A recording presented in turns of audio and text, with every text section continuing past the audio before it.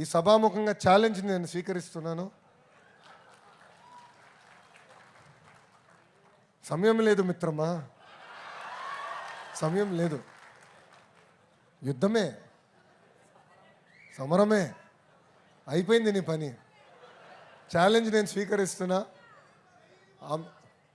ఓయ్, ఒకవైపు చూడు, రెండో వైపు చూడాలనుకోదు. ఫ్లూట్ జింక ముందలేదు, సింహం ముందల కాదు. వన్ అండ్ ఓన్లీ జై బాలయ్య.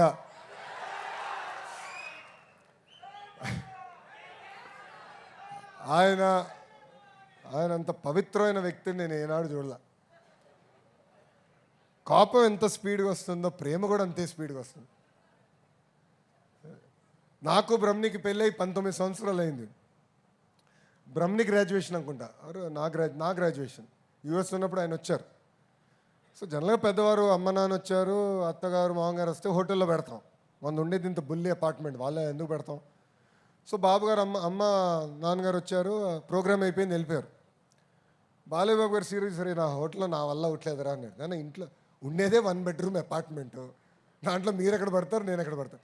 ఏం పర్లేదు అల్లుడు గారు, నేను వస్తున్నా అని చెప్పి నీగా పెట్టేడు సర్దుకుని వచ్చేసాడు ఆయన. ఎంత సింపుల్, అసలు ఆశ్చర్యేస్తుంది ఒక వ్యక్తి అంత సింపుల్గా ఉండగలుగుతామని. నేను కూడా అంత సింపుల్గా ఉండలేను స్వామి, ఆయన అంత సింపుల్. సో ప్రేమ అంతే స్పీడ్గా వస్తుంది, కోపం కూడా అంతే స్పీడ్గా వస్తుంది మా ముద్దల మావయ్య దగ్గర.